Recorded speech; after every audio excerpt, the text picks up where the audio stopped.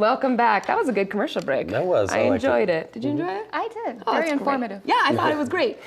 So you guys, if you are just now joining us, we are hanging out with On-Ungelbah from La Loca magazine. And we got a chance to talk with her all about our magazine before, but we're actually going to go ahead and switch gears up just a little bit and let you talk a little bit about Rockabilly on the Route. Yes, please do. Rockabilly on the Route, we threw our first one in June. It was actually kind of our launch of the print issue. It's New Mexico's first 3-day Rockabilly weekender. Whoa. And it's right on Route 66 in Tucumcari, which if you haven't been there, it's a very quaint, charming town full of Americana, super cool. And we were able to bring in Wanda Jackson and the Chop Tops as our headliners. We also had bands from Oklahoma, Arizona, Texas, all over the place come in with burlesque. We had a burnout, we had a cruise, we had a classic car show, we had a pinup contest. It was a ton of fun, and we're bringing it back next year. Oh my gosh, that's so exciting. That's awesome. So we just saw some pictures up from Rockabilly on the Route. And I know you said in the last segment that you take a lot of the pictures for the magazine. Were some of those pictures... The black and white photos, they were taken by a gentleman from Tucumcari, James Lout. He's a very talented photographer. He's definitely awesome. gonna be coming back to photograph again. Yes, that's the Voodoo Creeps.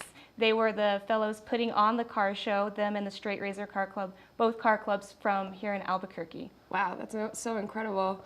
It must be so nice to be interested in vintage, into the vintage stuff and rockabilly stuff while living on like Route 66. Oh, it's perfect. My office is on Route 66 in the EFG Creative Building. We're constantly working on things involving Route 66, involving, history, elders, our memories, that sort of thing.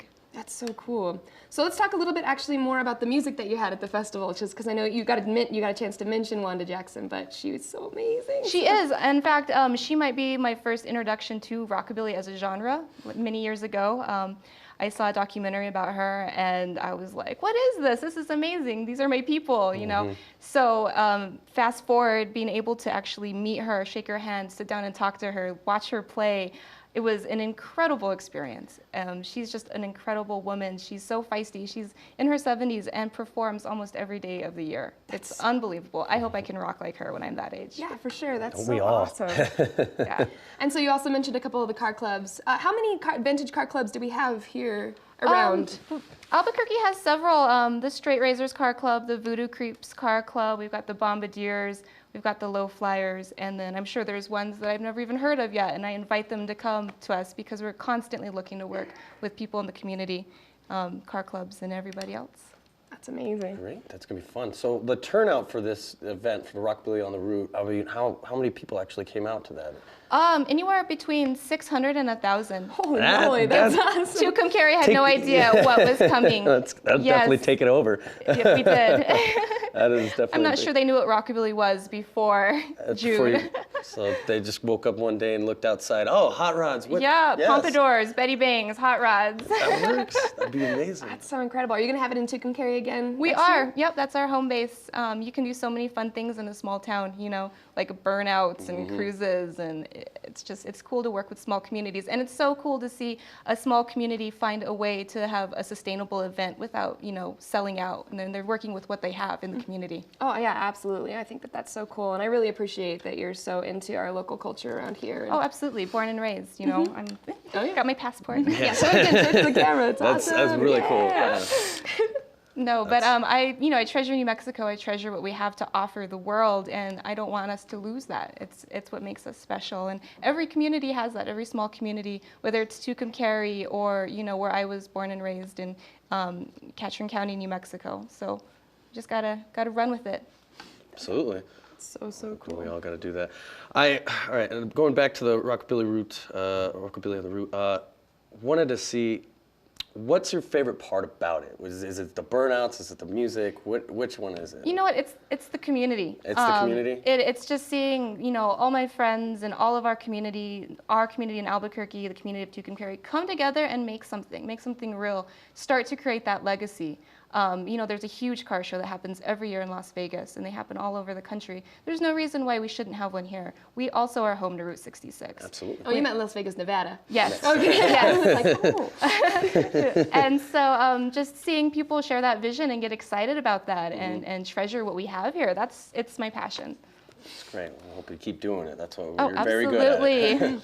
So just to unpack it a little bit too, because I think that there are some people out there who would probably be interested in a lot of rockabilly stuff, but probably don't know some of those things. Like, what did you mean when you said burnout? Like, Oh, the burnout. Well, it was.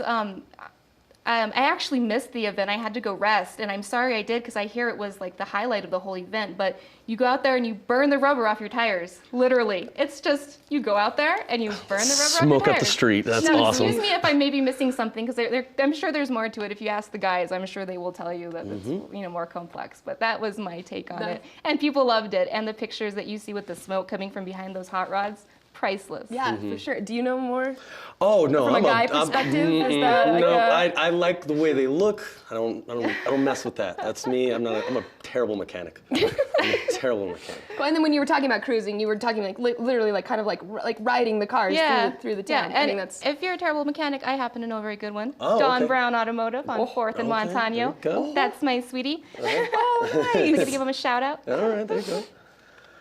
Yeah, I'm not gonna try to work on cars, but that really gets to me. I really like the hot rods. That's the best part about it for me. It's just to see that, and I'm definitely gonna look forward to the next one. And when is it? It's going to be June, the first week of June, 2014. We're looking for headliners right now. We're toying with some ideas, maybe Link Ray, the Blasters, bringing in maybe like Wayne the Train Hancock. Very preliminary. We haven't, pursued anything right now, but. Right. Awesome. Well, thank you. Yeah, thank you so much for hanging out with us today. You guys, please go check out La Loca magazine. You can find it in all the Barnes & Noble locations in town. You can also go to laloca.com, lalocamagazine.com. That's it. It's right there. You can see it right there. So hang out with us through the through the break. We're going to come back with some folks from the box, and I'm super excited for you to see them too.